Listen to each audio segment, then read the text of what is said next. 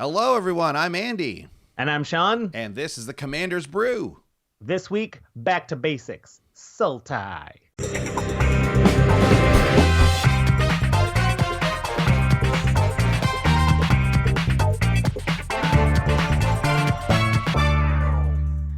Hey, everybody. Welcome back. It's episode 97 of the Commander's Brew.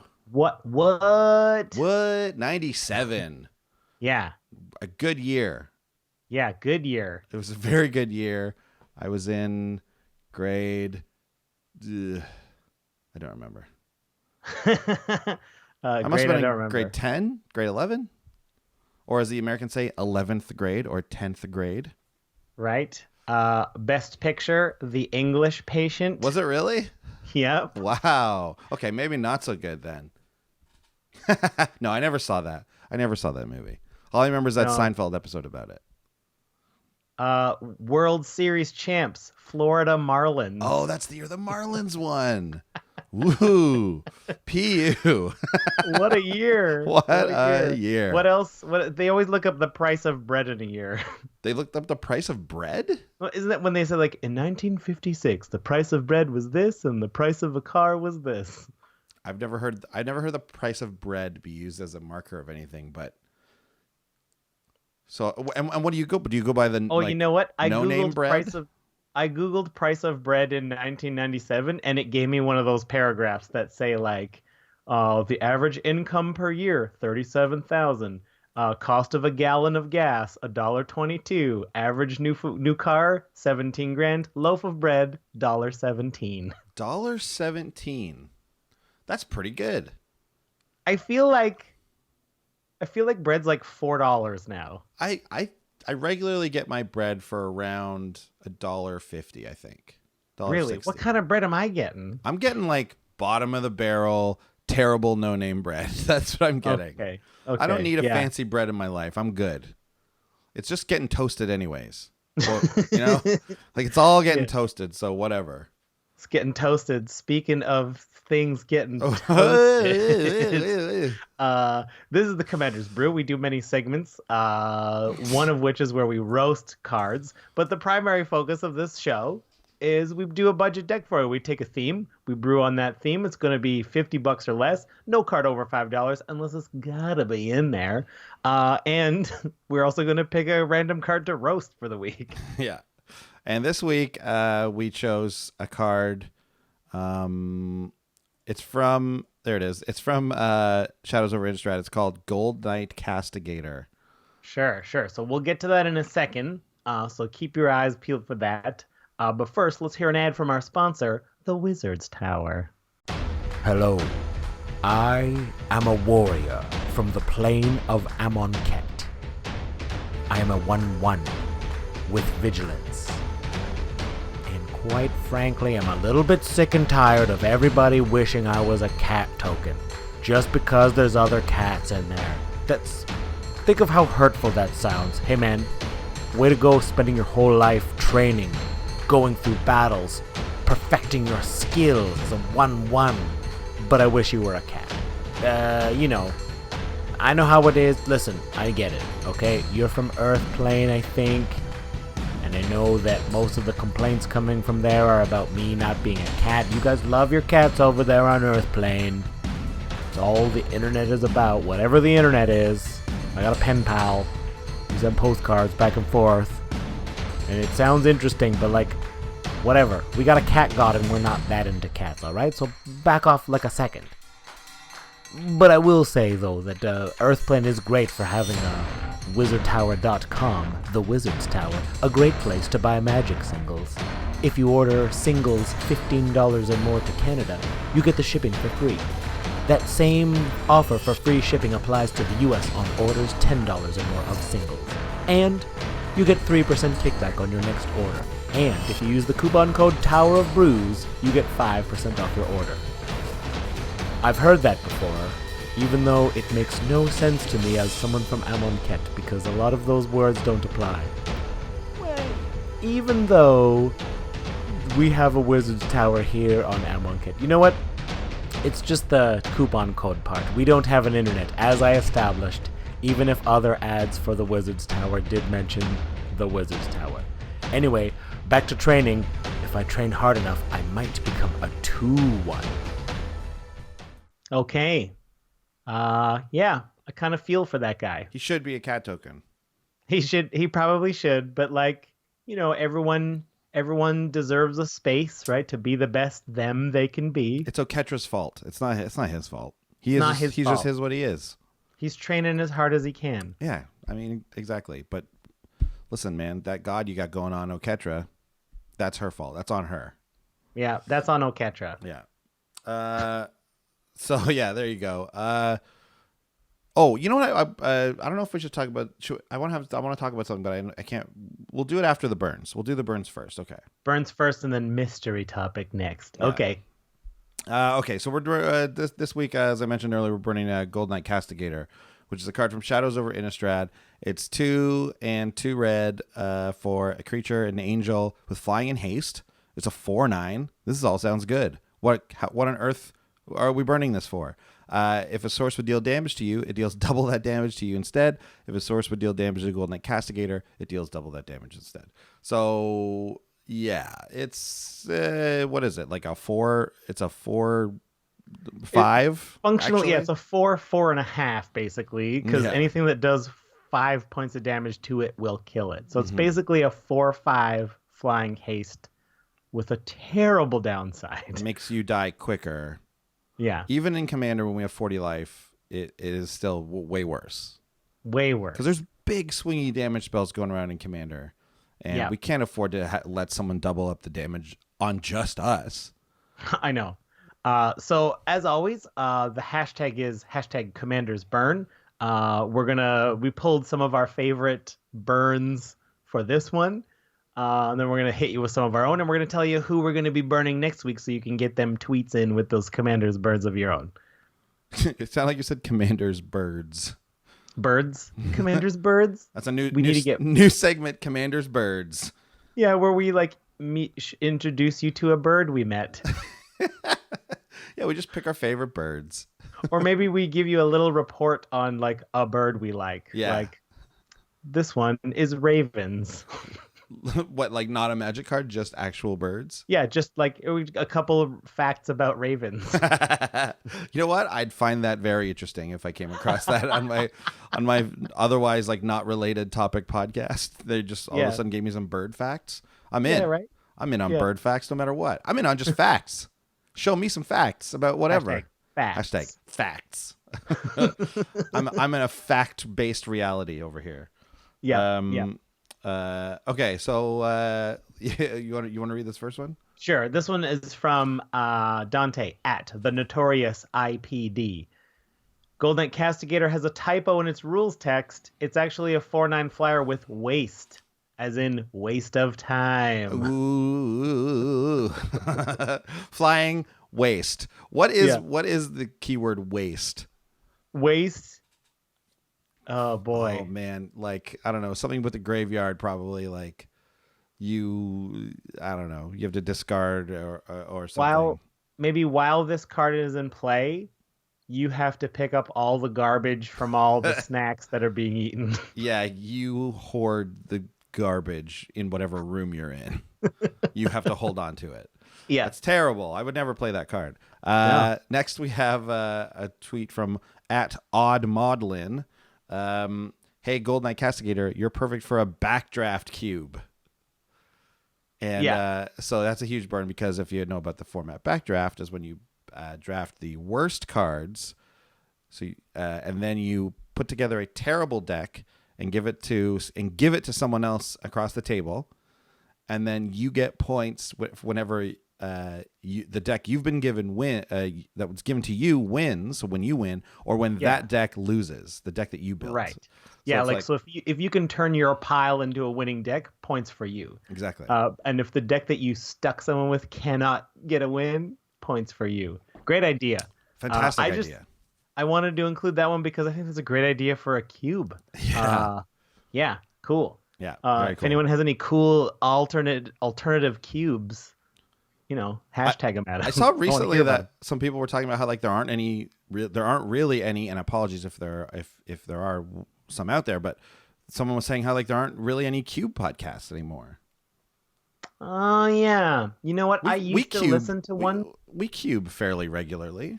We do. Fairly regularly, not super regularly, but yeah, I don't know. Do you want us to do a cube episode? Let us know. Sure. How do we tie that? What about a commander cube? Sure, yeah, they have those. Where you had to like sort of draft. I've always been toying with the idea. How do we make a draftable commander format? And I was thinking like, what if this would be so much work, but like, what if you had to draft not commanders, but like little abilities? So it's like, oh, I want to be able to like play a second land every turn as my commander. I'll draft that. That means I have to add 1 and green to my commander's color identity. So if I stop there, it's just a 1 and green. But if I also want to say this other thing, then it adds blue to it. So I have to add abilities that add the colors that I want. I don't know, man. And then you draft. So you get these Frankenstein commanders that no one's ever seen before, and then you draft a bunch of cards from like a pool that are like commander staple quote unquotes, and you just go nuts. I've seen them where you go the first pack of the draft is just commanders. Oh, cool. So you can pick whichever commanders you want. Like you can go hard into one color combo, for example. But then if when the regular packs come along, if you're not getting those cards, you might be screwed. So it might be a better idea to like diversify the commanders you pick, just in case, what color combos you get. So. And how do you deal with lands? Are you allowed to use like everyone has access to like dual lands and command tower, or do you have to draft command tower? That's an interesting question. I don't know. I would assume it works like a regular cube. You draft your fixing, as well you can. I don't know. Yeah, I don't know, man. It's something I've been toying with in my brain, and I've never come up with a good solution yet. And you don't do like you don't draft 60, like you make 60 card decks, but you don't draft it's not 100 card decks, right? Like, so it would be smaller than 100. Yeah, okay. just because I feel like that draft would last forever if you had to draft many cards. It's even a lot for 60 cards, but and it makes the decks way tighter. Yeah, it does. And I think like I said, I think you start at 30 life too, so it's not like super long as well. And I guess you would play it multiplayer. I don't know. Anyways, whatever. We got off on a real tangent there because of Maudlin's excellent idea. Okay, why don't you take the next burn? Okay, the next burn is from our boy Jesse Durant at Jesse B Durant. Gold Knight Castigator, because conceding is considered unsportsmanlike. I like that one a lot. That one's like a tagline. Like that one's like if that was the movie about Gold Knight Castigator, that's what it would say. Yeah. Because conceding is considered unsportsmanlike. In a world. Yeah. In a world where terrible cards are played. Gold Knight Castigator, I've had it up to here with your shenanigans. One card against the rest. I'm a tracker, and I'm tireless because I can't stop looking for this awful card. She spreads her wings. Scene of a car being flipped over from wind. I told you, don't run that car. Coming this fall to a deck nowhere. That was one huge burn by us. It's an entire movie trailer about how bad Gold Knight Castigator is. Yeah. It's not just a dead bird. Tireless tracker. Yeah, totally. One good card. We've got a few burns of our own we came up with. I'll lead us off here. Hey, Gold Knight Castigator, I noticed there's no flavor text on your card. That's too bad because I was looking forward to seeing how Wizard spells out the sound of vomiting. Is that BLRGHE? A lot of G's, a lot of H's, the occasional R. There's nothing like spelling puking. Mine aren't that good this week, but I will say that Gold Knight. This is what I look at. I think of this every time I see this card. But Gold Knight Castrator. Yep. Being like, because you fully castrate my ability to win a Magic game. Yep. Yeah. Not nice. Yeah. Hey, Gold Knight Castigator. The first few times I read you, I thought I was missing something. I still haven't found what makes you good, but in the meantime, I found Bigfoot, Waldo, and a decent werewolf commander. Oh, wow. Hey, Golden Knight Castigator, you're about as you look just like and are about as good as a dead bird, except a dead bird makes me feel something. Oh, harsh. Hey, Gold Knight Castigator. You're a creative new way to do something within the red color pie. You're another way for red to have a card that says you lose the game. Ooh, that's a burn on red. That's a huge burn on red. Hey man, I love red. You know me, I love red. And we'll just keep it simple here. Golden Knight Castigator, more like good night, Castigator. Yeah, there we go. Peace. There we go. You're not winning games, you're just going to bed. Yep. So if you want to get on this game, we're gonna use the hashtag #CommandersBurn. And next week we're gonna be roasting Inverter of Truth.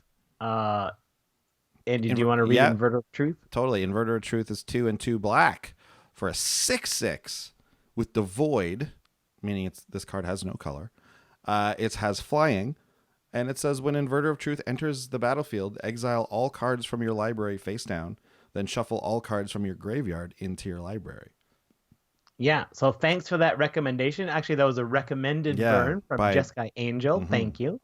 This card is interesting. It looks like it could be good, but it's just like it's a little bit of a risky play. Yeah, and like all the cards we ever burn, like it's always possible they're good in certain situations, right? Yeah. People have come on and have defended the cards we've been burning, and like I would run a few of these in the right deck, but we still want to make fun of them. But we can burn good cards. Like you can put Solemn Simulacrum up here, and we can burn the hell out of it. So like it's not really speaking to how good or bad a card is. So yeah, we should do that. We should just burn Solemn Simulacrum. And if you think back to like the days when the roast began, like old comedians would be roasting people they cared about. Like you would never truly roast someone you hated. Exactly. No, you burn somebody you like and they're good, and then they anyways, that one person, who was it? I can't remember who it was, but said we were bullying cards. It's like yeah. I can see that perspective. I can honestly see that perspective. We'll try to, there's a couple of subject areas of burns I've had to edit myself doing because I was like, this one's probably just too mean unnecessarily. Yeah, but it's a card. It's not a real person. It's an inanimate object. It's like burning this mug. Burn on this mug. You're too big around. You're too much like an egg, Luke Skywalker head mug. You know what I mean? There you go. I just burned that mug.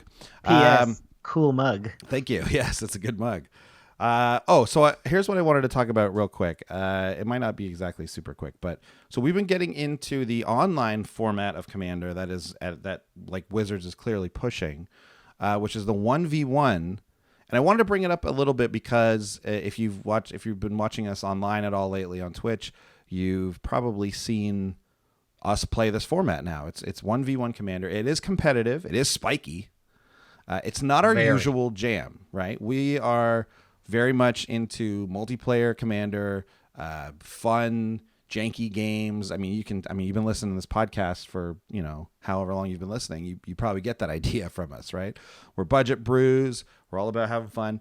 But this 1v1 Commander format is something I think I just wanted us to just touch on, and just sort of like bring to the listeners and let them know that we've been out there, we've been doing it. It's a different beast completely, right?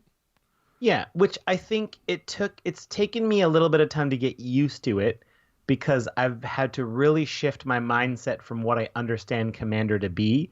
It has the opposite feel of a game of Commander. Definitely. Down to how you brew decks, like from every level. But I gotta say, right, I love Commander. I also love drafting, right? This is the great thing about Magic. There's so many different formats that feel so different. I'm going to add this one to one of the things that I like to play. It feels different enough that it's a unique area of play for me, and I'm going to do more of it. We're going to stream a lot more of it.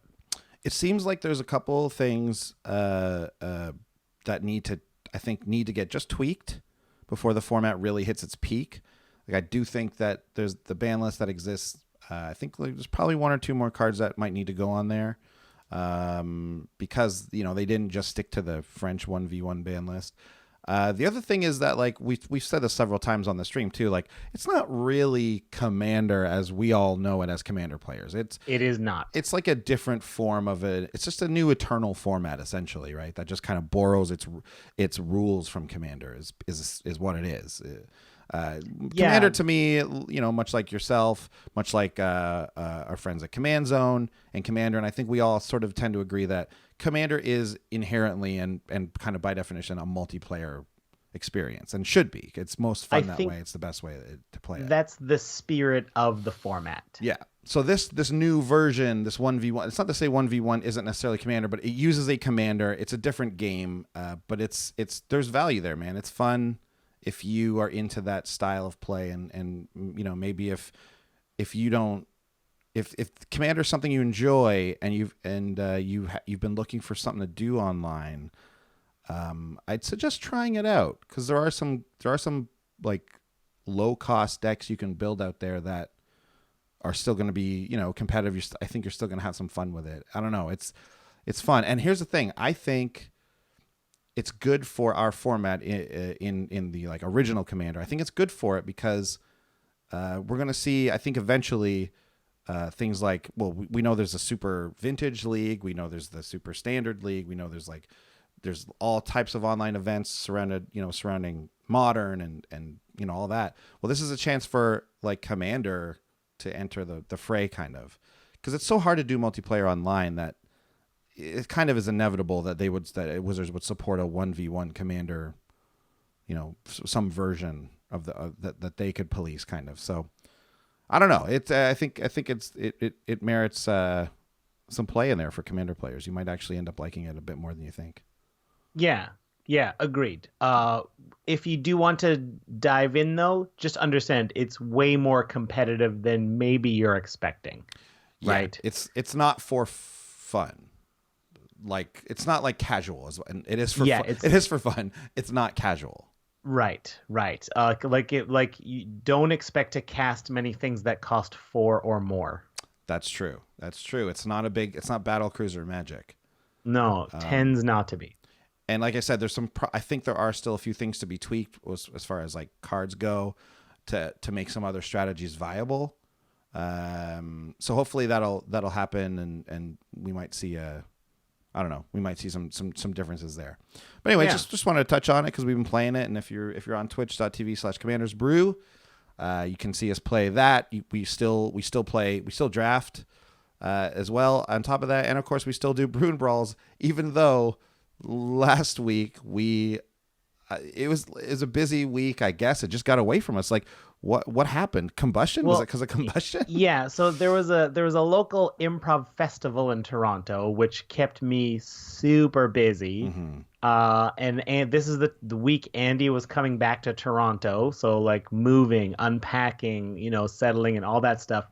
It just kind of like disappeared in our brains. Yeah. I had 2 shows in combustion. You had a couple, I'm sure. We were there, like, representing the improv community and like meeting friends from other cities and stuff that we tend to see. So I guess it just got away from us. But we didn't even like think about it even the weeks before. It's so bizarre that would happen to us. So yeah. And then we're like, oh, let's make up for it in the next coming weeks. But guess what? Not around on Sundays. Turns out summers are busy. But the end of June, we will have a Brew and Brawl. We will, for sure. Yes. And we're going to do giveaways because that was the plan for this previous one. So we will be, we got some cool stuff to give away. And so come on over, follow us on twitch.tv/commandersbrew and check out some of that stuff. Okay. Hoo-wee. Let's okay. get to the episode. Yes. We are doing a back to basics Sultai deck. What do we mean by back to basics? Here's where it gets really interesting, because Andy and I are going to bring you 2 very similar but subtly different ideas of a back to basic strategy for Sultai.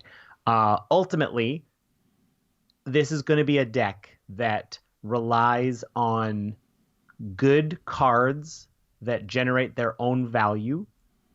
So, and then there's no complicated combos. There's no cards that you would see and be like, I'm not sure what this card is in here for. Every card is like, here's what I do. Here's my role in the deck. You should be happy to draw any of these cards off the top of your deck at any point in the game.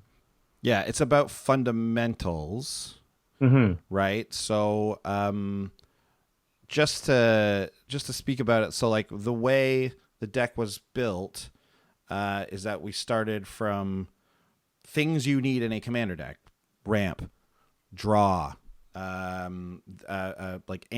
removal, artifact and enchantment removal, finishers, exactly. Win conditions, right? Yeah. Then we start to go a little bit more into specific, not super specific strategies, but like you should bring it down. You got some graveyard recursion, you got some of this, some of that.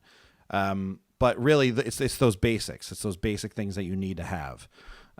So we did the classic 10 forms of ramp, 10 forms of draw, and then we filled in slots that way, as opposed to doing what we usually do for commander decks, because to me it's just more fun, which is start from the top down. Start with your commander, look at synergies, look at cards that work well with it, build out those things, and then add in board wipes, card draw, ramp, which we all know we need to do, and we tend to put in enough of that stuff. But we did it from like the ground up this time.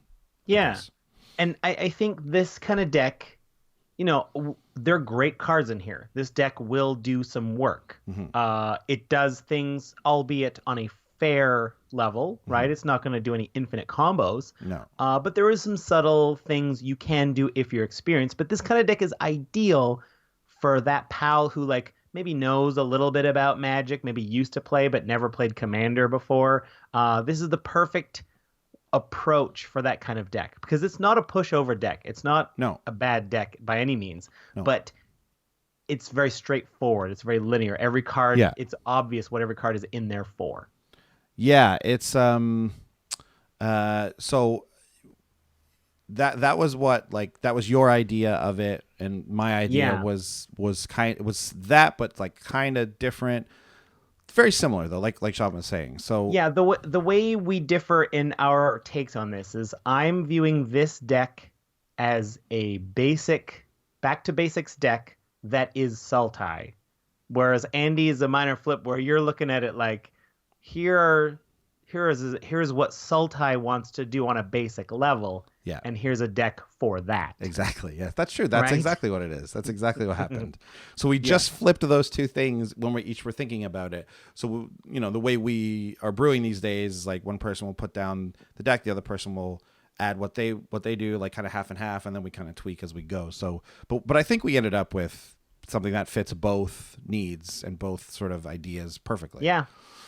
Who's our commander? Who did we choose to lead this group of, finely tuned Sultai dudes? Well, we chose Tasigur, the Golden Fang. 5 and a black for the legendary human shaman. He's a 4/5 with Delve, which of course means you can exile cards and have them pay for 1 colorless towards his mana cost. Then he has a great ability of 2 and then 2 hybrid Simic, so green or blue each. Put the top 2 cards of your library into the graveyard. Then return a non-land card of an opponent's choice from your graveyard to your hand. Tasigur, big 1v1 commander. That's of note. But as far as multiplayer goes, still quite solid. We love his ability for political reasons. And of course, he's just giving you value. He's just getting you cards back from your graveyard, which is great. Go ahead. On a basic level, right? You don't need to understand the nuances of this card, right? A newer player can cast it for 6, maybe delve a bunch of cards out of their graveyard and cast it for 2 or 3. You got a nice 4/5. If you got nothing to do, you use that ability. But like a good Sultai card, though, it cares about the graveyard.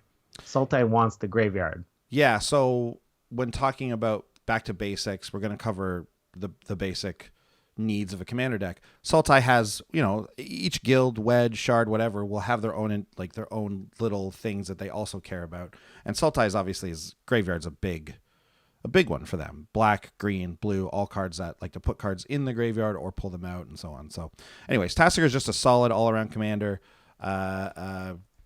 Quickly, though, you could also very easily, and I think a lot of us do use Sidisi Brood Tyrant as a stand-in for Sultai decks when you kind of don't really care about the commander, you just want the colors. Sidisi's great because she's very cheap to buy. And also when she does get played, it's a pretty it helps your strategy, right? Go ahead. Here's an example of where our subtle differences on the idea of back to basics do differ, because I've built a bad Sidisi deck, and I feel like you have to build it for Sidisi, because if you don't have the density of creatures, then you can't. It feels bad if you're just doing nothing with a 3/3. Of course, yeah.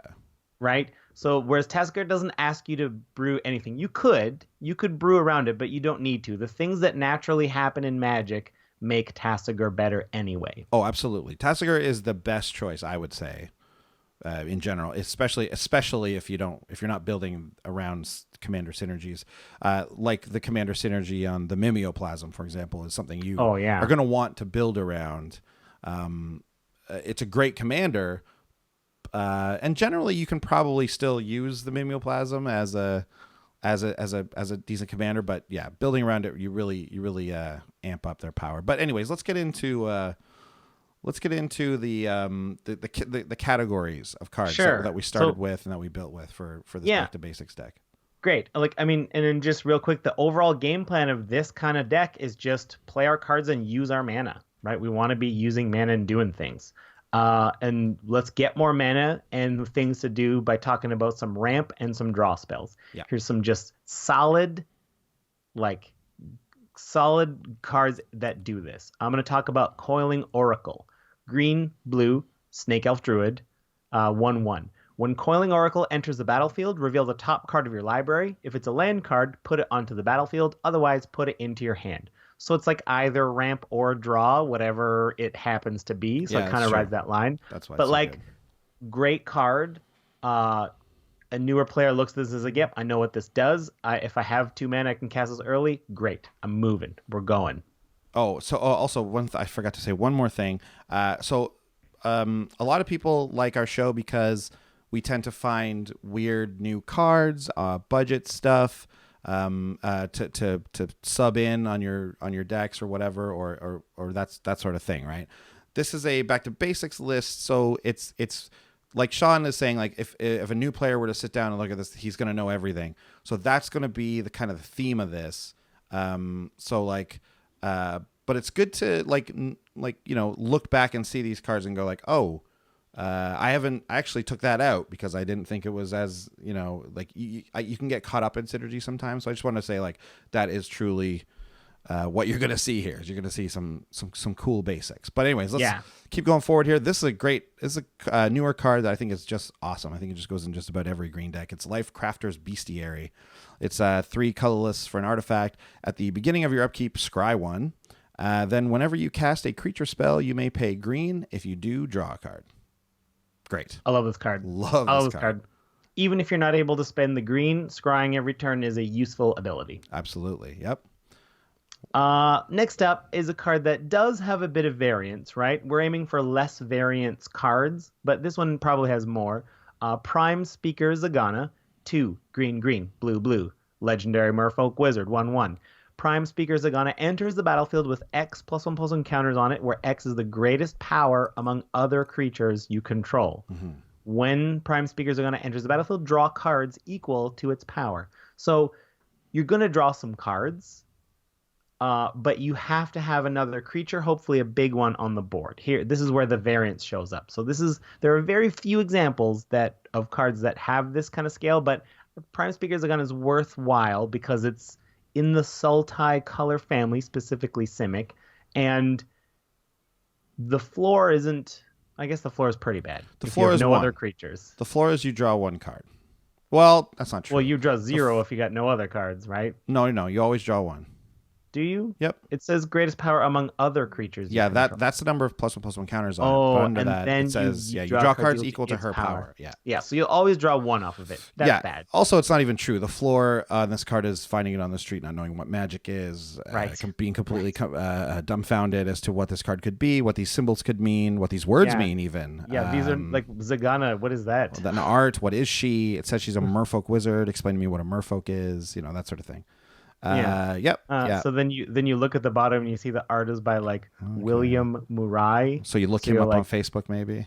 You find him, you become friends with him, and you become the muse for the next piece of art he does. And now you're on a magic card. Now you're on a magic card. Pretty good floor. Pretty good floor. The floor is befriending the artist of the card you found on the ground, not knowing what magic is, and then becoming the art for the next one.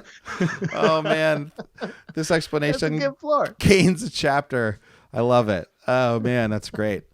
Here's why Prime Speaker Zagana is good despite her other floor of only drawing one card. She is easily recurable, and it's a form of, if you do so, it's a repeatable form of draw, right? A lot of that's the best way to do draw in Commander, especially, is to have it be repeatable. So being able to either blink her or bring her back from the graveyard is probably the more likely condition with Sultai. Is gonna, even if there only is a 2 power creature on the board, that's still draw 3 cards, and then maybe somehow you can do it again later. So she not only and if you have big enough creatures, guess what? You draw a ton of cards, and she becomes a big threat herself. So she covers a lot of ground in these colors, and I think it's she really has become like a Simic staple, and then she goes at just about every color combination that includes those 2. Yeah, great. Because of those reasons. Next, this is a card that there's somewhat like there's a bit of variance to it, but at the same time, it also still just has a baseline that's pretty solid. Ugin's Insight. I found myself putting this in a deck or two lately and being pretty pleased with it. It's 3 and 2 blue for sorcery that says scry X, where X is the highest converted mana cost among permanents you control, and then draw 3 cards. So if you're a fan of a card like Dig Through Time, Ugin's Insight actually does a pretty good impression of that card. Obviously, Dig Through Time, you get to delve, and you get to really dig in your library and search for things. But Ugin's Insight can do a very similar thing for just a little bit more mana. This would be a good example of a budget version of. I mean, Dig Through Time is like $1 or something now because it's banned and everything. But Ugin's Insight is a pretty decent little card. I've been pretty pleased with it for the most part. I think on average you can expect the Scry X to be around 3. With, of course, sometimes it being 0 if you need to do it in a pinch, but it will still always draw you those 3 cards.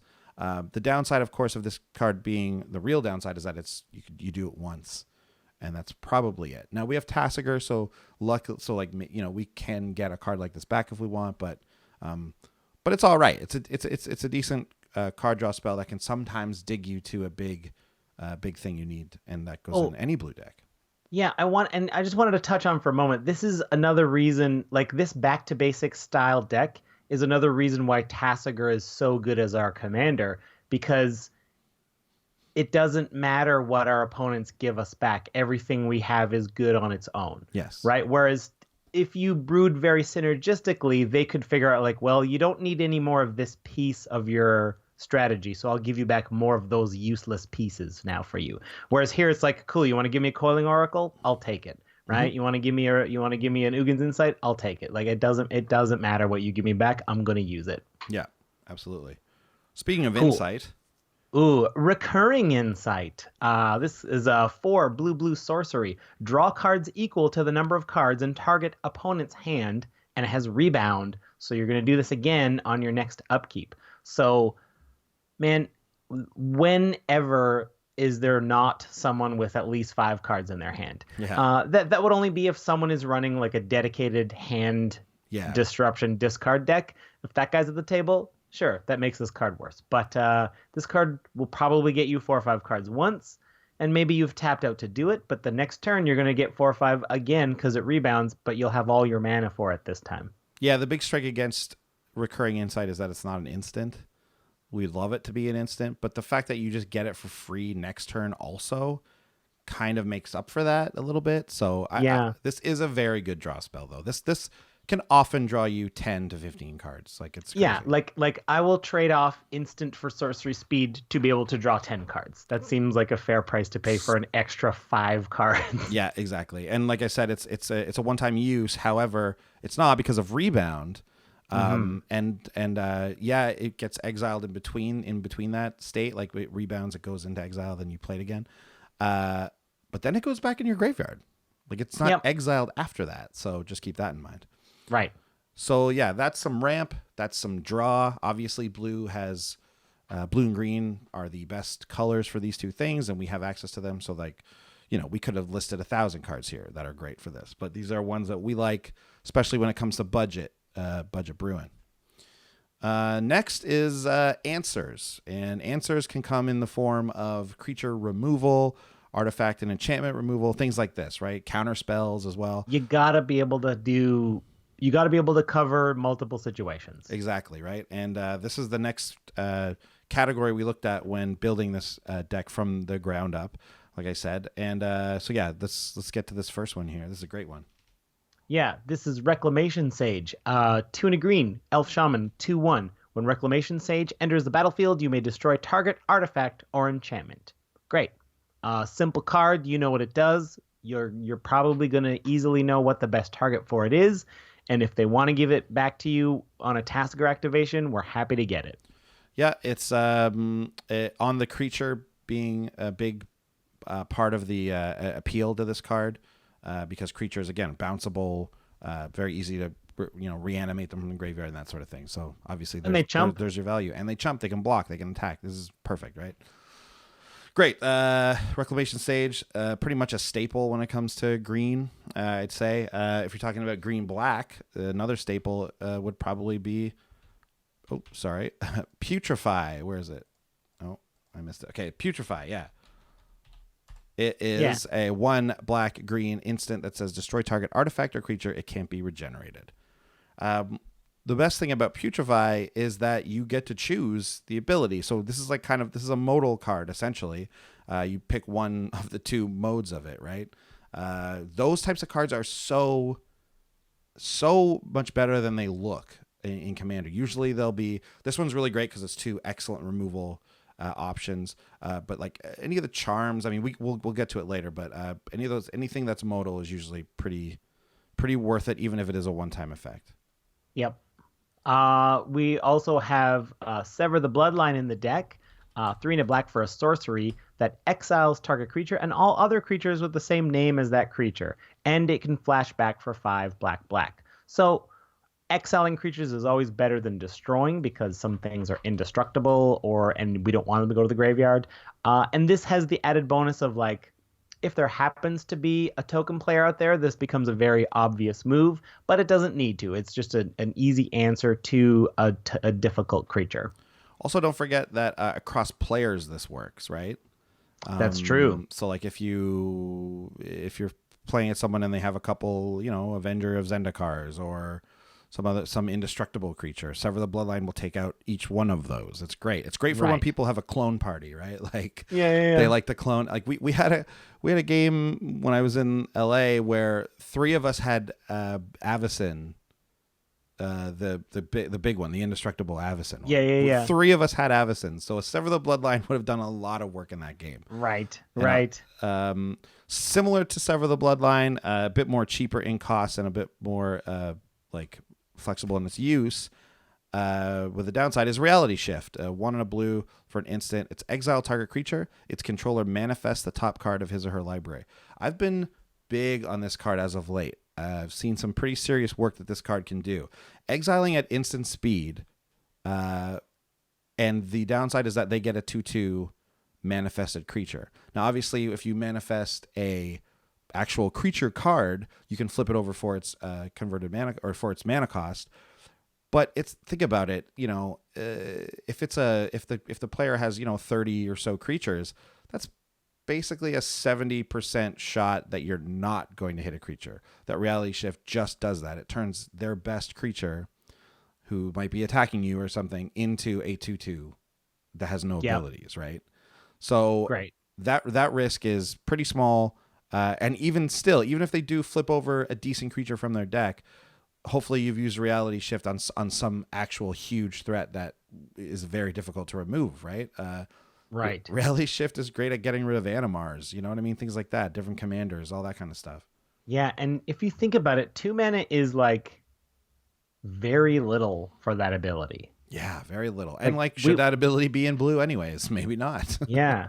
And like think about this too, like so many decks, like this deck alone has mentioned a few cards that want ETB, enter the battlefield effects. If you've been manifested, you don't enter the battlefield when you unmorph. Like you've always been there. So like sorry. That's true. Yeah, so reality shift, I like for me at first it started out as a card that it was like, oh, when you're in blue and red or something, and it's hard to spot remove creatures, you use reality shift. To now being, we're in good removal colors here with black, and it still to me rises to the top as one of the as a very good spot removal card. Yeah. Ooh, so let's talk about some category of like board wipes or wrath effects. Right. Something that's just going to clear the board of all creatures. Every deck's got to have a couple. This deck is no exception. A nice budget one in black, Deadly Tempest, 4 black sorcery. Destroy all creatures. Each player loses life equal to the number of creatures he or she controlled that were destroyed this way. Great. It's got added bonus of doing some damage to our opponents, which we like. Yeah, this is that's obviously that can be a downside or an upside depending on what kind of deck you're in. Like you probably wouldn't want to put this in a deck that wants to make 1,000 creature tokens, obviously. But here we're not too worried about that, and this is just going to hurt the opponents playing tokens, obviously. Yeah, and like you would want the times where you want to cast wrath effects are most likely when you don't have a big board presence, but your opponents do. Absolutely. So yeah, the risk is very low on this card. Like, do you like this card better than something like Life's Finale? You know what? I think I probably do. But with Life's Finale, I often end up failing to find. Life's Finale is the same cost and the same destruction effect, but you also get to search an opponent's library for 3 creatures, up to 3, and put them in their graveyard. So if I want to reanimate, that's awesome. But I don't often be like, well, I don't want to give your graveyard these awesome creatures, so I'll just do nothing. So it ends up just being a chance to peek at their deck and see what's in there, and then just be like, thank you. Yeah. Life's Finale is at first, I remember thinking this was the best 6-drop black Wrath, but I just don't think that's true anymore. I think the one that handles, the one that doesn't destroy enchantment creatures is probably maybe even better, and then depending on your deck, obviously, but I think Deadly Tempest is just in general a better card. Great card. Yeah. Great stuff. Speaking of more board wipes, Blue has a couple. Of course, they handle things in a different way. We have Evacuation here, which is 3 blue. It's an instant, which is great, and it's return all creatures to their owner's hands. Obviously, blue doesn't just destroy things. It's going to bounce things, but having it at instant speed is where you gain a lot of the value on this card. Some big plays happen, some big turns. Someone makes infinite tokens, and Evacuation can get. Well, I guess depending on how you do the infinite tokens, of course, but Evacuation can get you out of that sometimes. So it's a strong mass removal spell, though, right? And especially if you, I don't know, you don't have the money for a Cyclonic Rift. Right? Like that's not a budget card these days. Evacuation still fits in that mold. Yeah, good card. Cool. Yeah, let's move on to talk about some finishers, right? Every deck's got to have some cards that are like, your job is to close out games. Mm-hmm. There is a great one in Simic Sky Swallower. 5 green blue. That's 7 mana. That's pretty expensive. It's a flying trample 6/6 Leviathan with Shroud. That means no one can pinpoint destroy it. It is subject to wrath effects, true, but a 6/6 flying trample that can't be touched by anything is going to get through a lot of things. This card does a lot of damage, and yeah, this is a finisher. This by definition. What more can I say? Yeah, very tough to get rid of this guy. Very tough to deal with him. Seems like it's just a big dumb creature a little bit, but he closes games even in Commander. He really does. The worst Sultai playing against this guy in Modern Masters. Yeah, tough guy to deal with. You gotta just win first. I've seen it in Commander games where I've had one of these on the board, and my opponents are just like, "Oh, we got to get rid of that Sky Swallower. The Sky Swallower is going to take over the game, right?" And that's all they're worried about. And I'm like, "Great, here you go. Take another 6." Perfect. Another big finisher is Garrick's Horde, for 2 reasons, really, but we'll get to it. It's 5 and 2 green. He's a beast. He's a 7/7 with trample, which is, of course, quite large. You play with the top card of your library revealed, which is a downside. However, you may cast the top card of your library if it's a creature card. So this guy is a finisher in 2 ways. In that he himself is a big beast, big body, can trample over, do a lot of damage, obviously, and then he also is he gets you to more creatures faster, allows you to sort of flood the board or get a really big creature to help him out next turn. It's great. Garrick's Horde is an awesome card. Yeah. And again, here's I'm coming at this as the point of view of like, what if you give this to your pal who's like just getting good at Magic, just learning? Garrick's Horde is great. It's huge. It tramples. The top card of the library is a creature, and if it is, they're like, I can cast this, and they'll cast it, and they'll feel great. But then it's going to be a great day when they realize like, oh, the top card of my deck isn't a creature. That sucks. Oh, wait a minute. Tastiger's ability lets me mill 2 and then get a creature back. That might reveal a new creature on the top of my library. You can start to go a little bit deeper and find that there are little synergies in here if you want to go for. So this is not a dull deck by any means, but it's nice and straightforward. It's a tall drink of water. It's a deck that just covers its bases. It does the things you need to do. It's not flashy about it, but it's effective and it's pretty strong. Get this next one here. Ooh, Terastodon. I always spell it with 2 R's and always come up searching. I always can't find it the first time I look for it. 6 green for a 9/9 elephant. When Terastodon enters the battlefield, you may destroy up to 3 target non-creature permanents. For each permanent put into a graveyard this way, its controller puts a 3/3 green elephant creature token onto the battlefield. This guy is enormous, and he is answers to things. He does not have trample, so if you give someone elephants, they'll be able to chump with those elephants for a little bit, but a 9/9 is a scary beast that will eventually close out games. Yeah. First of all, this card should be spelled with 2 R's, I think. Because if the root is Terra, that's 2 R's. Yeah. Like, why wouldn't it be? But anyways. It's so annoying. Every time I look for it, and it's like, we can't find that card. And I was like, ugh.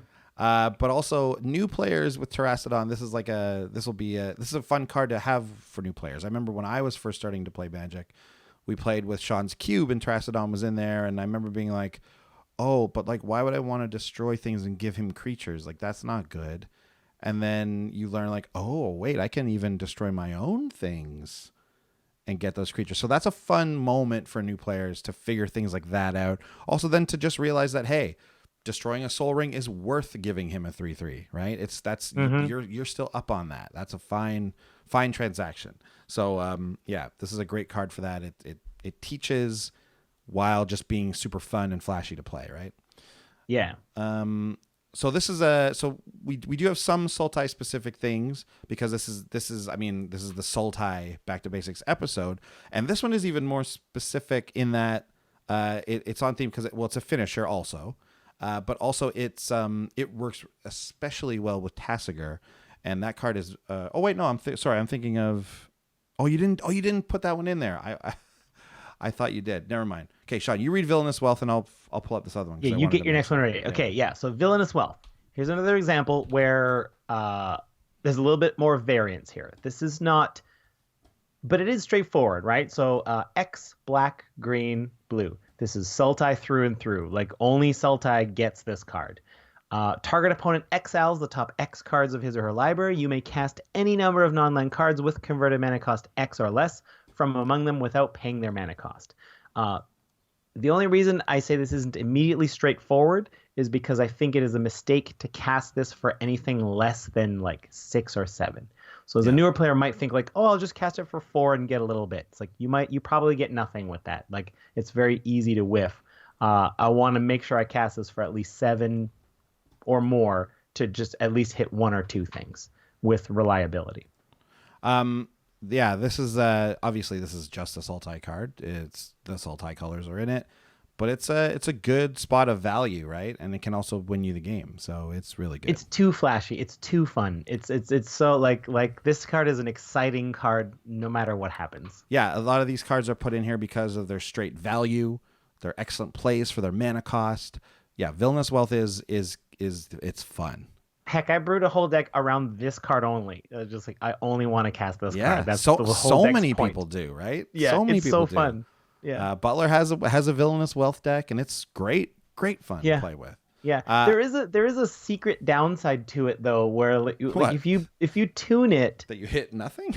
no, that you hit does everything. Happen. Oh, right? That you hit everything. That you're like, I'm gonna Villainous Wealth you for 50, and they're like, well, okay, then I guess I have to concede, and now the 50 permanents you've got disappear.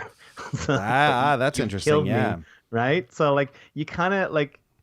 I guess that's where sweet spot that's still big is like 20. Is that because that's not that much. Yeah, I guess 100 card deck, right? 20 with the deal that like I'll kill you last. Well, you have to kill them last exactly. You want to keep the stuff, right? I know. Yeah, that's a good point. Yeah. Okay, so I think the card. You know what? You probably took out the card that I was thinking of. What was it? Torrent Elemental. No, it's in here. It's for later though. I have it later as you have secret it later. synergies. Oh, yeah. you do. Oh, that's where I saw it. Okay, never mind. So we'll talk about it then. Sultai specific. Also, obviously, Sultai Charm, black, red, blue for an instant. Where you choose one, and the 3 modes are destroy target mono-colored creature, destroy target artifact or enchantment, and just draw 2 cards and then discard a card. So these are all fairly small abilities. Or even specific ones when it comes to mono-colored creature destruction and so on. And any one of these on an instant itself might not be worth running, but the fact that they're all 3 is something that's great. And this is a thing to remember about basics, like whether it comes to newer players or just you building your own decks, that modal cards are just great. I mentioned it earlier, but they're good. They vary in how good they are, but they're almost all worth it. Again, depending on their abilities, but Sultai Charm is actually one of the best ones. At the very least, it trades for a pretty good card, and you're probably not going to use that third option, the draw 2 cards, discard a card, unless you're in a real dire situation, which in some cases that's the one to use, right? So yeah. It's very rare that a modal card that has all these modes where all the modes are good in Commander. Usually we're like, well, this one doesn't count, but the other 2 are good. Yeah. So then on top of these kind of Sultai specific cards, one thing that Sultai really does well is graveyard interaction, obviously, right? Now, we haven't built a ton of graveyard synergy just because you don't necessarily need to. Of course, it helps with Tasigur, but we did want some, and we did want to illustrate that that's one of Sultai's strengths. And it's a strength in Commander if you can take advantage of it. It just kind of extends your hand into being the graveyard as well, which is great. So yeah, we got 2 cards here. First is Phyrexian Reclamation, which is a 1/1 black enchantment, and it says pay 1 and a black and then pay 2 life to return target creature card from your graveyard to your hand. So oftentimes you can, you can have this card out, pay 1 and a black, pay your 2 life, which is not a big deal. Get the card back, then just play that card right away. Right. And this is like, again, I don't think the variance is high here. I think this is a very solid card because we're not building around this. These are the things that just happen in a game of Magic. Mm-hmm. Creatures go to your graveyard, and sometimes you want them back, and maybe Tasigur's ability can't always get you the ones you want, so that's why this is in here. Yeah, this is a fundamentally pretty solid card. The fact that it only costs 1, that's huge. Super efficient. Like you could drop this, pay the ability and play the creature all in one turn. And that's not even a lot of mana, obviously, right? Like it's very much worth it, I would say. Very worth it. And another one in a similar vein is Palace Siege. Andy's favorite card of all time, so it would seem. So it would look like. 3 black black enchantment. As Palace Siege enters the battlefield, choose cons or dragons. If you choose cons, at the beginning of your upkeep, return target creature card from your graveyard to your hand. This is the mode we were going to pick 99% of the time. You get a free card back in your hand every upkeep from your graveyard. This is excellent. And then in case the situation arises, you could say dragons so that at the beginning of your upkeep, each opponent loses 2 life and you gain 2 life. I've only ever seen this really used in decks that really want the life gain or life lost to matter, or if it's nearly the end of the game and you're just like, I just want you to die faster, so you're going to take 2 extra per turn. Yeah. Solid card. Again, modal. Makes it very appealing. Like Sean said, though, cons is what you're probably going to choose most of the time just because that's a draw. That's basically draw an extra card each turn that's guaranteed to be a creature. Yeah. Pretty solid. Great.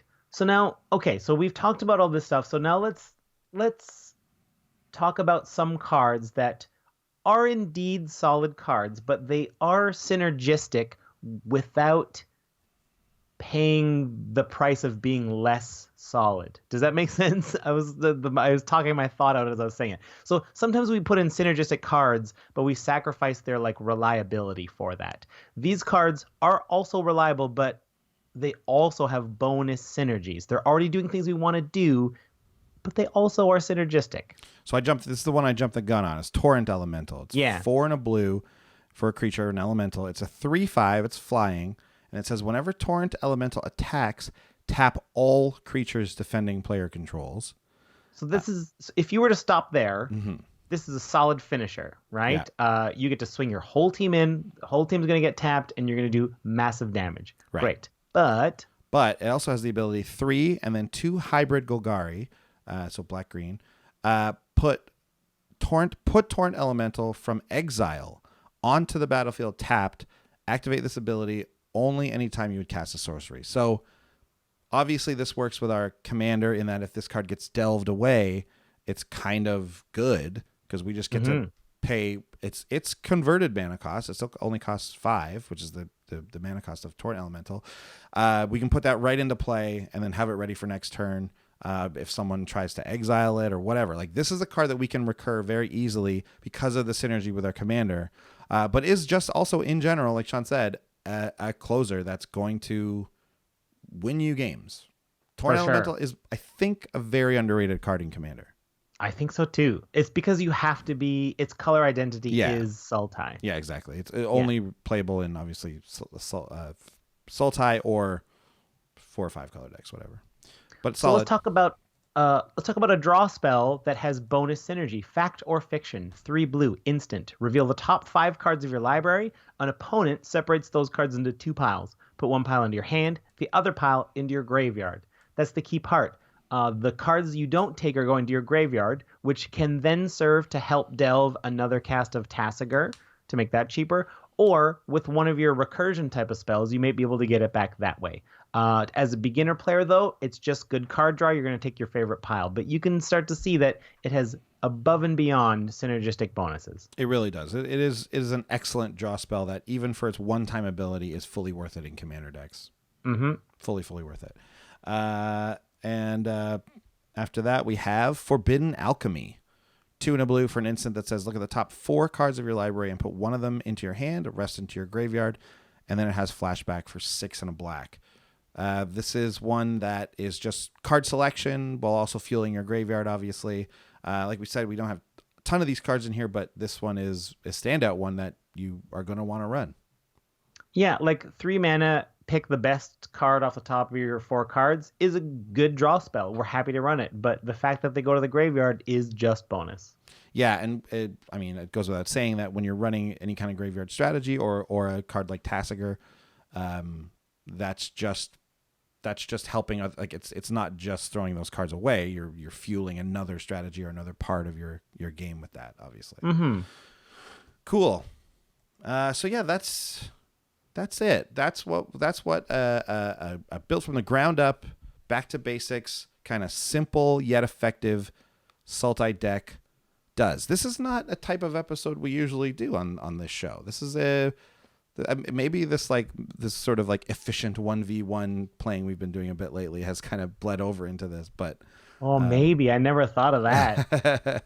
we did talk about Fact or Fiction and Reclamation Sage. Yep. But those are just great cards, right? Those are great cards in just about any format. So, but yeah, it was fun and interesting to build from this perspective. It's more about not necessarily efficiency, but more about, yeah, like you said, making sure your cards all do things and are effective no matter what the game state. Yeah, no dead draws. Yeah. Cool. So what are the 3 stars of this deck though? What does that look like? So this is gonna look a little different, right? Because these, like, are we just gonna say like, oh, Fact or Fiction's a great card, that's a star? Like, every card in here is a bit of a star in its own right. Mm-hmm. So I think we just selected 3 that are excellent in more than one category of what a commander deck needs. Right. So, for example, star number 3 is Deathbringer Regent. 5 black, dragon, 5/6 flying.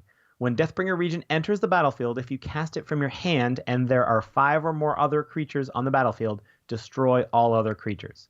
So the 2 categories Deathbringer Regent lives in is a finisher, a 5/6 flyer, does major work, and it's also a board wipe. It's a wrath effect if there's a bad situation going on. So here's an example of a card that covers 2 very important realms very effectively.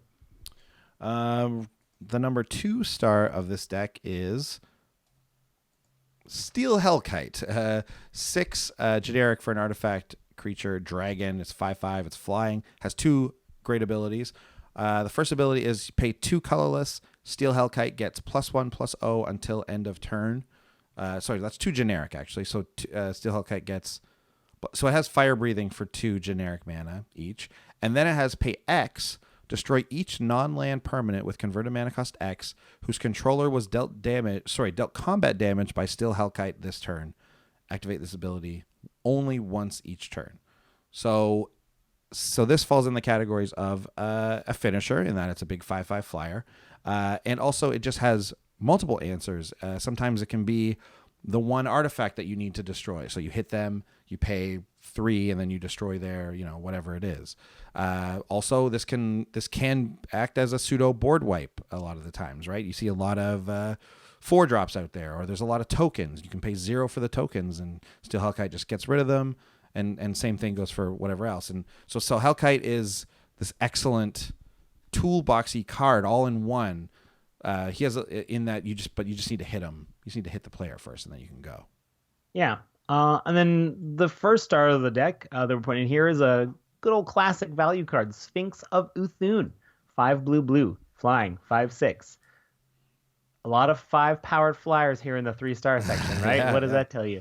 So again, the category of finisher does some work, and he's also an excellent draw spell because he has the best draw spell that there is, arguably, Fact or Fiction, tacked onto him. So when Sphinx of Uthun enters the battlefield, reveal the top 5. Opponent separates into 2 piles. 1 goes into your hand, 1 goes into your graveyard. If it's good enough to be a card, it's good enough to also be on a 5/6. Yeah, exactly. 5/6 flyer. You can't complain. We love Fact or Fiction, so we love Sphinx of Uthun. This is actually one of my favorite creatures in Magic, I think. Yeah, you know what? It feels great to resolve this guy. It feels great to resolve a Fact or Fiction, and this feels 10 times better. Yeah, it does. Yeah. It's more mana, but you get a huge creature, a huge threat. And a bunch of cards. It's so good. To keep it rolling, right? This guy is a finisher that turns into more whatever you need, more answers or more finishers, whatever. Yep, absolutely. So yeah, number 1 star. It's a simple design, and those are the things that are going to win in this deck, anyways. Mm-hmm. And so, what did you do for surprises and discoveries, Andy? So I chose a card here that obviously is not a surprise or discovery. We kind of like know these cards as being solid in whatever situation, but this one, I guess it's a surprise in that, you know what? I guess it's just I just don't see it run a ton, and I think it's worth being in a deck like this where we're looking for excellent abilities, at a good cost and all that kind of stuff. It's Brutalizer Exarch. He's 5 and a green for a creature cleric. That's 3/3. when Brutalizer Exarch enters the battlefield, you choose one. So here we got another modal card. The first one is search your library for a creature card, reveal it, shuffle your library, put that card on top of it, or put target non-creature permanent on the bottom of its owner's library. These are two pretty like unique abilities, I guess, in that like to have them both on a card is like kind of weird. It's a tutor or it like tucks a non-creature permanent.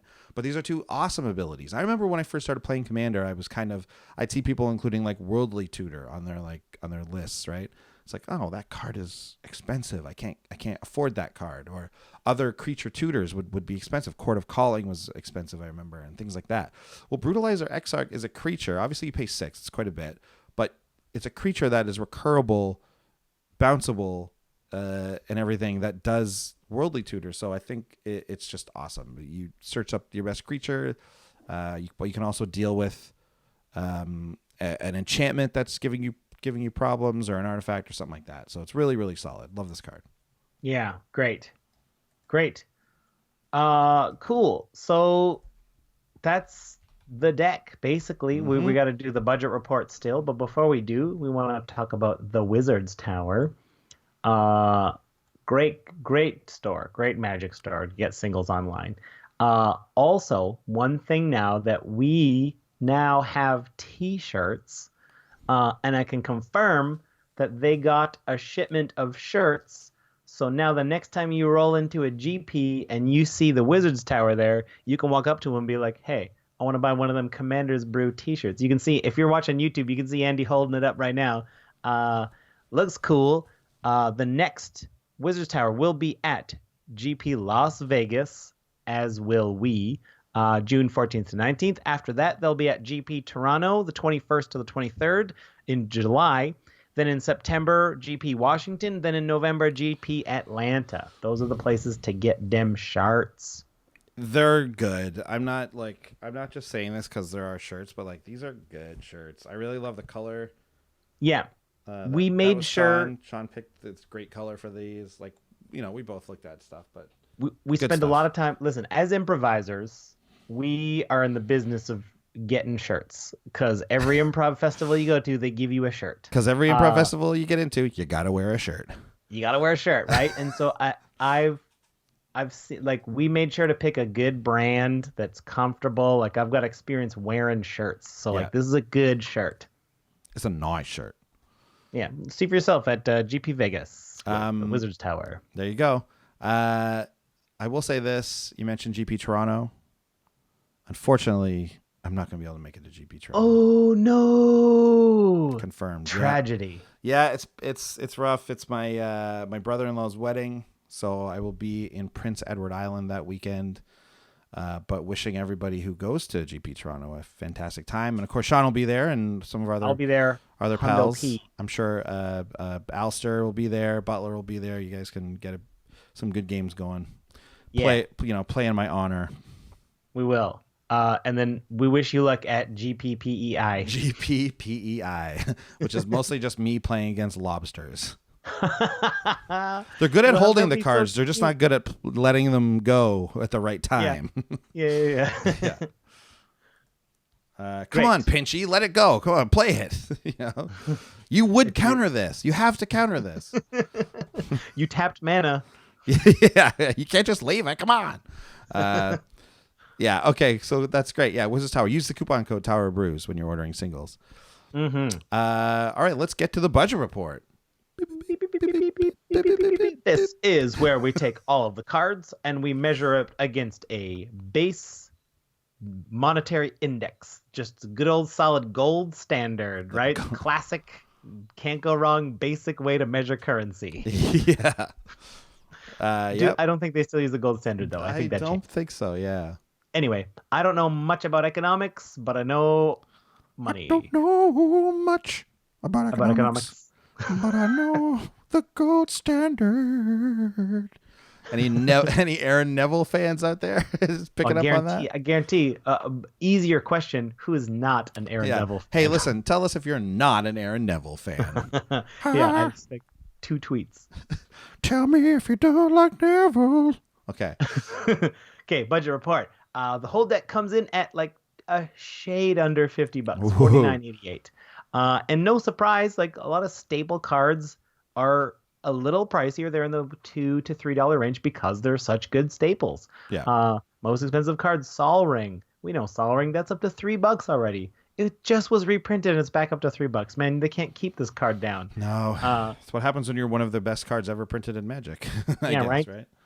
Next most expensive card, just under $3, is the Mimic Vat. 3 colorless, 3 generic for an artifact with imprint. I'll give you like the layman's terms of how it works. Whenever a card dies, that is to say not a token, an actual card creature dies, you get to put it under the vat, and then you can pay 3 and tap to put a token onto the battlefield that's a copy of the card that's exiled under it. It gains haste, and you exile it at the beginning of the next end step. And if anything else dies and you put it under the vat, it puts whatever's already there back into its owner's graveyard. So it just kind of holds one creature at a time, and you can make multiple copies of it. The wording on Mimic Vat is not friendly to a beginner player. I remember seeing this card at first and just being like, what is this? Like, this is too much. However, the functionality of it, the way it works, it's so much... Like, it's so weird that, they would have to explain it in the way they do. And they have to, obviously, from a rule standpoint. But, like, man, it's just so much simpler if you just have somebody go like, yo, this is how it works. Here it is. If anyone dies, put them under the vat, and you can make copies of the vat guy who dies at the end of the turn. Bam. There you go. Done. Great. Third most expensive card is our Commander Tassiger. Which isn't bad. I thought this card actually cost more than... about $275, but no, that's good. That's not bad. Not bad. But we'll use a sub one. We won't count the commander as part of the official. So you want to take the 3A. Yeah. So 3A is Sky Shroud Claim, which is a great ramp spell. 3 and a green for a sorcery. Search your library for up to 2 forest cards and put them into play. Then shuffle your library. I think it's time that they reprinted Sky Shroud Claim because it's a very good card, a very good ramp spell. People are, getting turned on more to this card and understanding how good it is. It's 2 forests, but you put them right into play. They don't tap. So I would wager that this card will be reprinted in the new Commander set that we're getting in it just August. Occurred to me.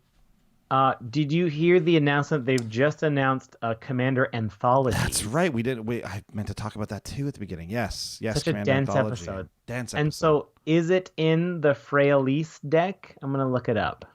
No, it's not. It was never reprinted. Oh, because it would say at the bottom there. Yeah, it was only ever in Nemesis. Only ever in Nemesis. It's a $2 card.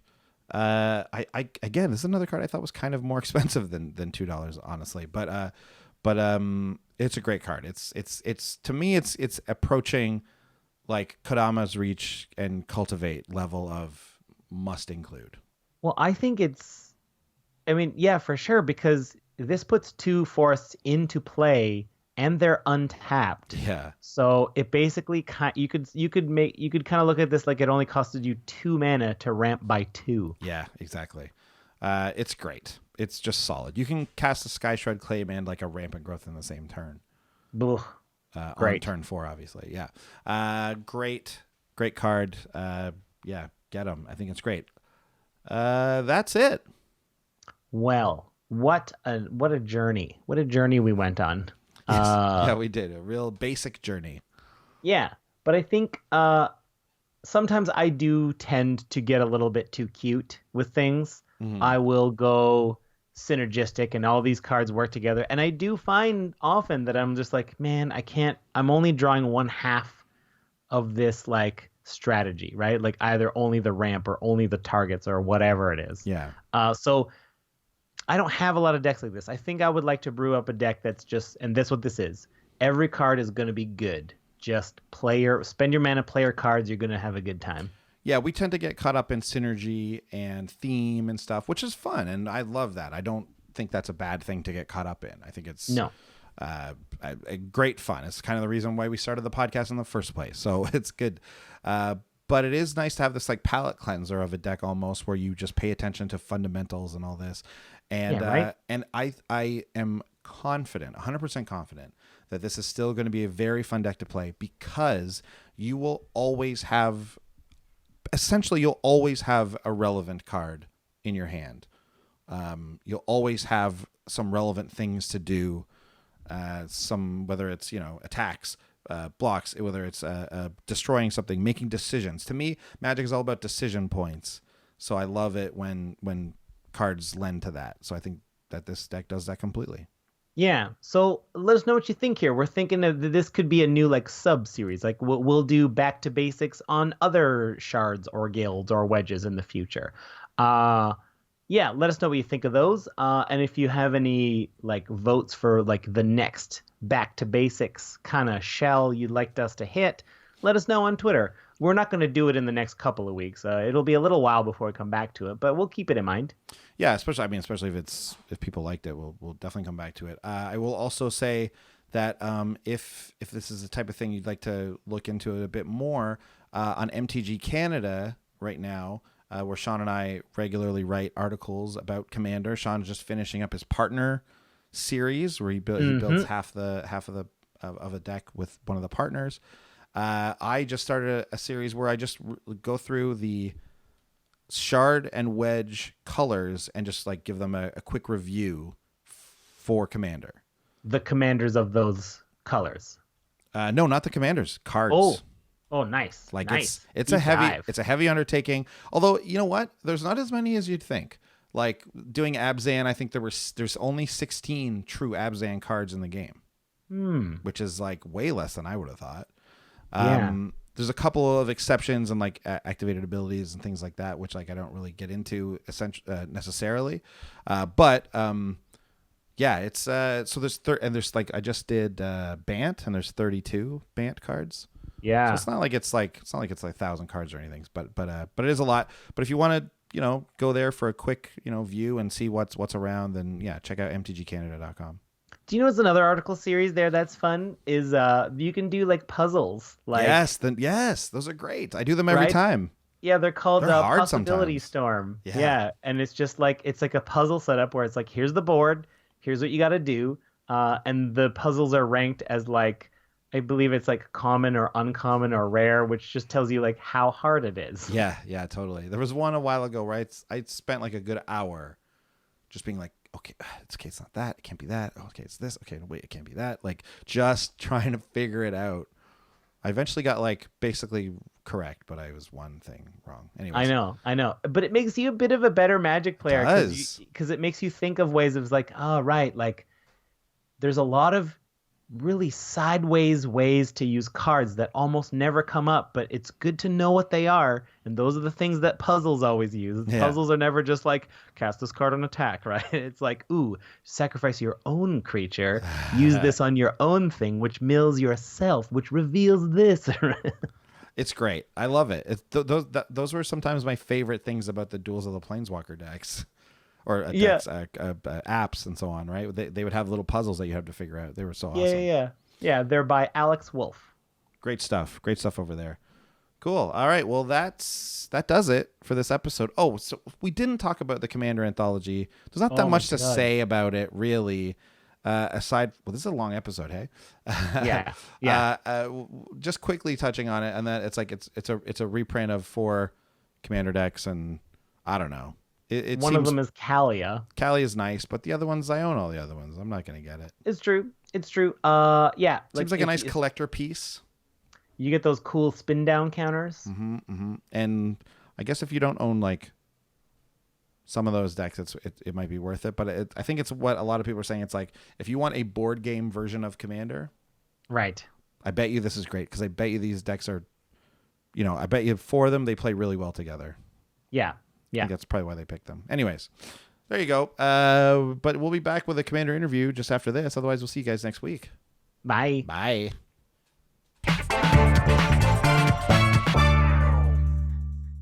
Hello, everybody. Welcome back to the Commander's Brew Commander interview, where we interview one of the characters from the cards. Unfortunately, Andy couldn't be with us here this time. He has a coin. He wants to go get appraised to see if it's worth more than the 25 cents on the front. But I have with me a wonderful commander from the episode we just did. I have Tasigur the Golden Fang. Welcome, Tasigur. Thanks for being on the show. Oh, hey, Sean. It's nice to be here. Great. We just did a whole episode going back to basics, and you're the ideal candidate for this basic deck to just kind of teach the fundamentals and just have solid play. How do you feel about being such a solid, basic commander? I mean, honestly, I kind of take offense to it a little bit. People call me basic. Well, I just don't think that's true. I mean, do I like, fruit bowls? Yeah. Is that basic? I don't know. Okay, but I'm sorry. I apologize if I've offended you. I don't. Oh, no, you haven't, Sean. It's the people. Okay. It's the people who say this, Okay. People say I have a basic Instagram account. I use the same filter for everything. Is that basic? I don't know. Oh, I hadn't even thought. I haven't. Do even I just thought pick about- the first one that's there because they think it brightens everything up? I don't know. Sure, yeah. Okay. You seem like you're a little unsure about it, though. You say I don't know a lot. Are you like? It makes me wonder how you really feel about this. I don't know. Okay, well, you know what? It's early in the interview. We'll build some rapport. Maybe I can dig deep and get to the real Tassiger a little bit later. Okay, so let's start with Tassiger. You are from multiple timelines. From my perspective, you are from which set are you from? Fate Reforged, right? Yeah. Yes, good. Now I know that in one timeline of the Khan story, you didn't do so well. I think one of the legendary dragons uses you as a necklace. Oh, yeah. So, whatever. I mean, you can get that necklace at Forever 21. Sure, whatever. I don't know. Okay. Does it only cost $3? Yes. Sure. Okay. The necklace of my hanging lifeless body. Is that basic? I don't know. I don't know if that's basic. You know what, though? This is great. This is a challenging interview for me, but this is a chance for me to use my interviewing skills. I don't think you're supposed to tell the person that they're in a challenging interview, Sean. I'm sorry. I'm sorry. I'm just a little bored. I'm holding my whip and I'm just sitting here. Okay, Tastiger. Tell me, what are you looking the most forward to in the next little while as a commander? Oh, as a commander, I am definitely looking for just regular mac and cheese. No Regular mac and cheese, macaroni and cheese. It's my favorite food. Okay. No spices, no hot sauce, nothing like that. Just a regular. Ketchup? Nope.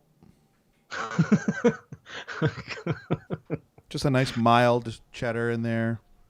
Oh, Tassiger. Mm-hmm. I think you're really boring. No salt and pepper, please. I think you're a boring person. Excuse me? I mean, everything you're describing is very, like, do you also... Oh. What kind of shoes are you wearing? I can't see them on your card. What kind of shoes are you wearing? Look, what? I wear... So I am wearing Uggs. Big deal. Big deal. Yeah, do you have a almost filled out Frappuccino card where you get one more sticker and you get a free one? Don't we all? I mean, I think that's sort of an everything thing. I don't think that's necessarily... I do not have one. That's not a boring regular thing. It's not a basic thing. I know how to have fun. Sometimes, how do you have fun? Sometimes I sprinkle that cinnamon in my drink from Starbucks. Sometimes I'll get a venti. How about that? You are so basic, Tassiger. No. I think you are. No. I have a blue shirt. Scares They're not all beige. Okay, what scares you? What makes you like afraid? What brings up your emotions? Math books were delivered. What? Your math books were delivered. My math books have been delivered. Yes. Oh, sure. Listen, is someone also here learning basic math? Yes. That's fine. Am I also doing some programming on the side? Of course I am. Is it basic? Yes, I am. Yes, I am learning C++. I'm learning basic. Oh, you're learning the programming language BASIC? Yeah. Sure, that's what that is, right? There's a programming language called BASIC. Yeah. Yeah. Guess what? I know how to program that. I think it's obsolete, though. I think it's very old and outdated. I mean, that's your opinion, I guess. But anyways. So can I also assume what's your favorite part about learning to be in the army? I know what you want me to say, Sean. I What? know what you want me to say. But guess I want you to say what's in your heart. Yeah. And guess what? I will say what's in my heart. I don't even care if it's what you want me to say. Okay. Yeah, I love basic training. It's very fun. It's very fun. Okay. It's fun to me. Okay? Yeah. Is that Yeah. a crime? No. Is that a crime? No, I think it's great that No. you're serving your country of Tarkir Yeah. in war. My plane. Yeah, Yeah. sure. Yeah. Guess what? I Very love it. interesting. I love tan clothing. So what? That's what You know the what? Army has. It gives you, as a base, they start you off with tan clothing.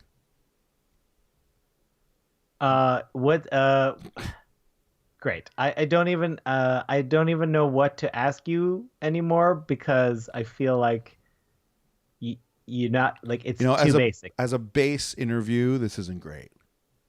You know what? I agree. This has not been our best interview. I think you have not been giving us a lot of exciting responses. They've been very predictable and basic answers. But nonetheless, I do not want to disrespect you. Well, you've already just done that. I guess I did. So who's basic now? Is you it know what still it is? me? Yeah, sure. Of course it is. Yeah. I'm sure after this, you're going to go and you're going to like blog about it, right? Of course. I have a blog. Great. Obviously I do. Yeah. Great. Yeah. Great. I've Great. had it for the last 7 years. Great. I blog once every 3 months. Yeah. And guess what? I've got a devoted following of my cousins read it. Great. Yeah. Great. Yeah. Yeah. Great. Do you want to know what it's about? Are you going to ask me anything about it? God. No, maybe not. No. Maybe I'm gonna do a basic interview now. Maybe it's gonna be basic interview. Wow. What's up? What's up? No. What's Okay, up? cool. This is a good interview. What's up? What's up? What's up? What's up, you? Not much. What's up with you? Not much. What's up? Well, not much. I'm doing this Not interview. much. What's up with you? Yeah, not much. Not much. Okay. If you want to contact us, I'm at Sean Tabaris. And I'm at Andy Hullbone. Send us an email at commandersbrew@gmail.com. You can find out when we go live on Twitch if you follow us at twitch.tv. And if you care to support us on Patreon, check us out at patreon.com. And you can find our deck list on tappedout.net. And if we forgot anything, commandersbrew.com.